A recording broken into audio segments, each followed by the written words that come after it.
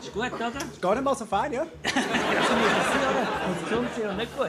Rekordverdächtige 35'000 Menschen sind an diesem Mittwoch in der Aarauer Innenstadt, um alle möglichen Variationen von Rüebli zu bestaunen. Man glaubt gar nicht, was alles aus Rüebli ist.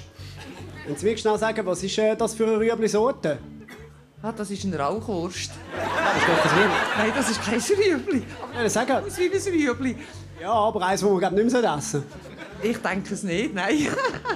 Mit welchem von dem Zeug kann ich mich am schnellsten wegklopfen? Wie meinen ihr wegklopfen? Ja, einfach so, dass man da Kanton Aargau aushalten. Aha, dann würde ich Riechnobel nehmen. Und kann man ein Rüebli auch rauchen? Wir können es probieren, kommt vermutlich nicht so gut.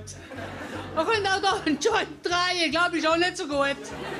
Da müssen wir also schon noch ein Zeichen für den Jugendschutz machen, oder? Bis Pariser heissen.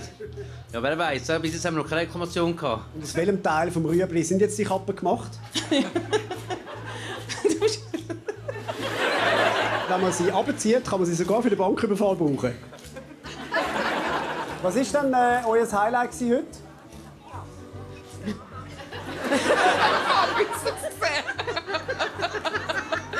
Das spricht nicht für den Rüebli-Markt.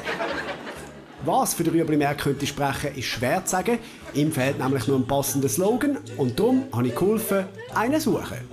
Jetzt habe ich gemerkt, der Rüebli-Markt in Aarau der hat keinen eigenen Slogan und hat gedacht, wir helfen mit und suchen nach einem. Was wäre dein Vorschlag für einen Slogan für den Rüebli-Markt? Auch Slogan ist doch vorbei. Ein bisschen. Rüebli-Märt Aarau.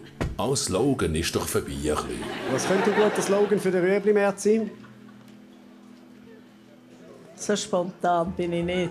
Rüebli-Märt Aarau. So spontan bin ich nicht. Was könnte ein guter Slogan sein für den Rüebli-Markt? Ja, kommt mir jetzt aber wirklich gar nichts hin. Rüebli-Märt Aarau. Da kommt mir jetzt aber wirklich gar nichts in den Sinn.